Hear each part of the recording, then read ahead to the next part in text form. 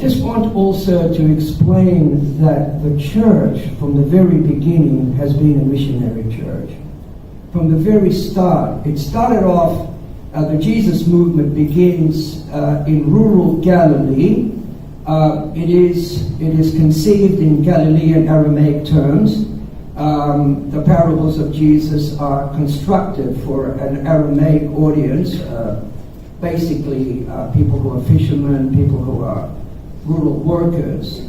And we find slowly, like 10 years after the resurrection of Christ, that his commandment, which his last wish and desire, which is always very important to remember the last words, which again in Hebrew literature is called the berith, the last words of a great man or a great woman in some cases, where the patriarch speaks his final words, and he gives a final blessing, and that blessing sticks forever. And so we find the words of Christ, the final words, was to his disciples to remember that this messianic movement, this movement that begins around the Messiah, is not going to remain in Israel. It's not going to remain in Galilee. That is not the intention that he had for us. Rather, it would be a universal movement, a Catholico in all the world.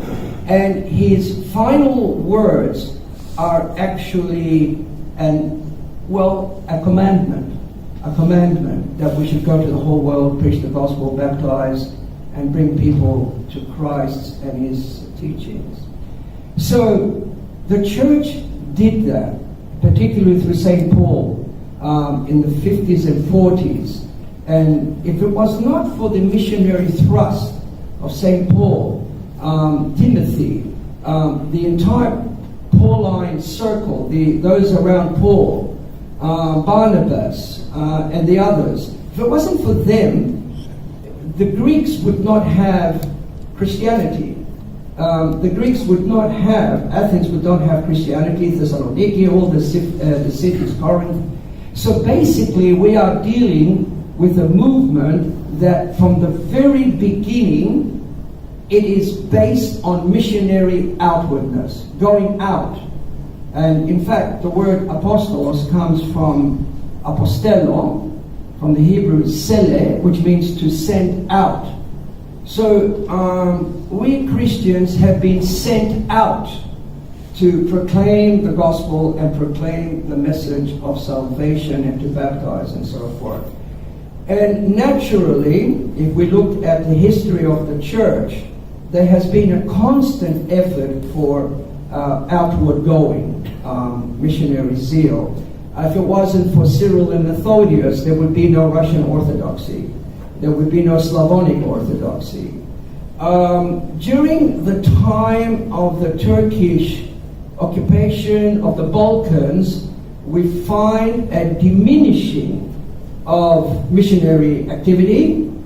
And once we come out of it, once we come out of the shackles of the Ottoman Empire, it becomes a question of rebuilding again. And from then on, missionary activity comes to a halt. It's like the Greek-speaking church ceases to go out. The churches of Australia and the United States are not a result of missionary activity. They are a result of immigration. Grandpa comes to Chicago. He remembers his village, the big church, Ayos Nikolos. He builds Ayos Nikolos. But he didn't build it in order to spread the gospel to America or to Chicago. Or they came to Melbourne and they lived in Sunshine, or they lived in St. Albans in Melbourne. And they built Agia Paraskevi. But they didn't build Agia Paraskevi in order to convert people and to convert them to Orthodoxy. They built it to remember Greece. They built it for their own faith. They built it for their wives, their children, and so it never became a missionary church. Or the Australian Orthodox Church is not a missionary church. The American Orthodox Church is not a missionary church because of the foundational stone. The foundational stone is immigration. It's immigration. The very interesting thing, however, is that Africa has given us the experiment of a missionary church. A church that is not there for immigrants. We have no Greeks in Sierra Leone. We had one, he passed away. I'm the last of the Mohicans there, you know. Thank you very much for the sound effects.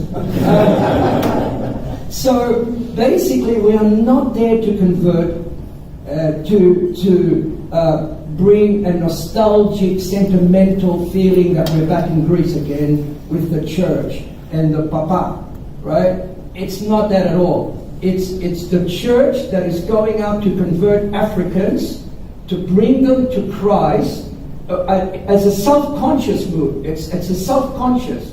It's not, oh, by the way, why don't we also go out and speak the gospel to our African friends? No.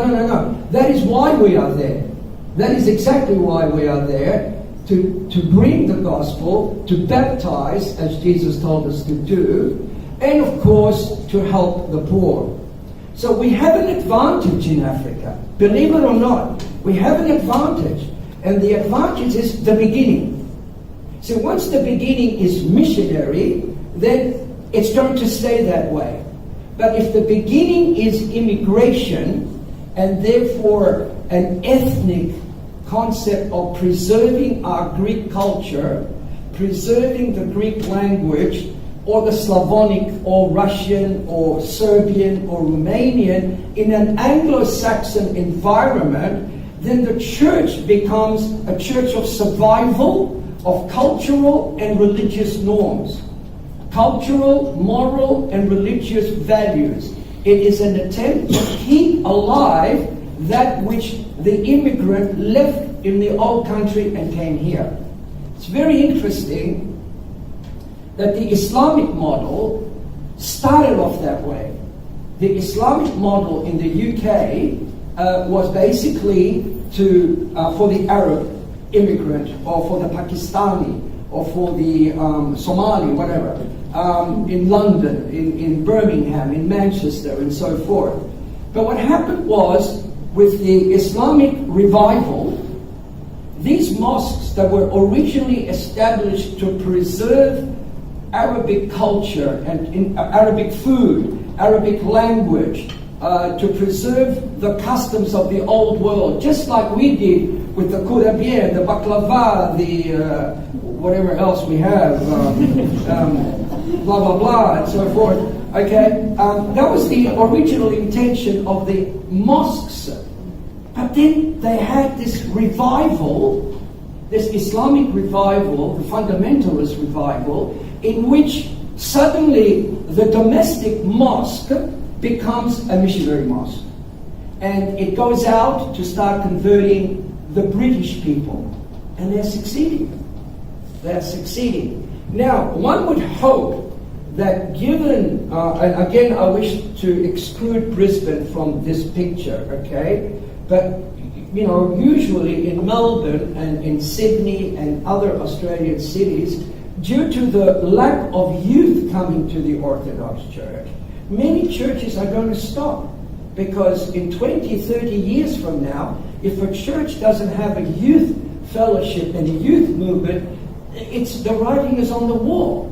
So unless there's going to be a missionary revival within the Orthodox Church in Australia, whereby the aim of the church is no longer to concern itself with because the immigrants have stopped coming here. They have stopped coming to Australia. There are no more people coming from Greece. There are no more people coming from Romania. There are no more people coming from Bulgaria.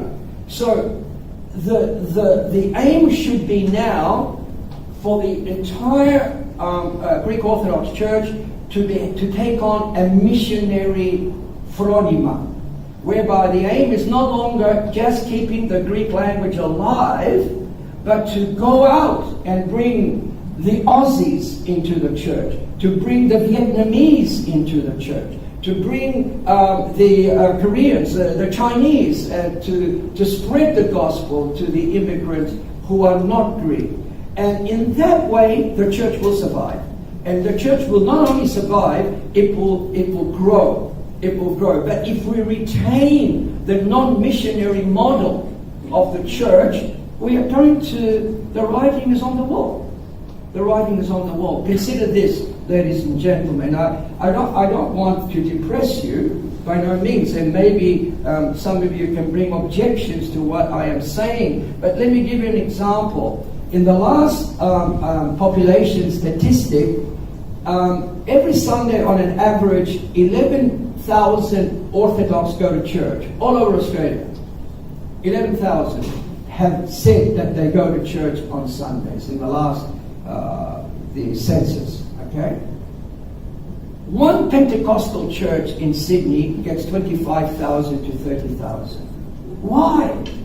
What's the difference between a Pentecostal church in Sydney getting on an average 25,000 people, and we as an entire continental church are struggling to get 11,000? Now these are the questions that I'm posing to an intelligent audience with the hope that we are receiving it in the spirit to which I am giving it, the spirit of love and concern for a church that we have dedicated our life and sacrificed our life for it. And I would dearly love to see how this Orthodox Church in Australia will grow and keep growing and keep growing. If we have the true faith, then we have an obligation to do that. But I repeat, from a strategic point of view and from a basic philosophical point of view, unless we put on the missionary consciousness, then we will remain an ethnic church and we will slowly shrink. So, because as every new generation becomes more and more anglicized, after each generation loses its sort of hold to the old country, and after each generation intermarries with other ethnic groups, then what? So consequently, it is necessary to consider the issue of the churches becoming missionary churches. And I'm sure, I know in the United States it has started. It has already started, where they're setting up missionary churches.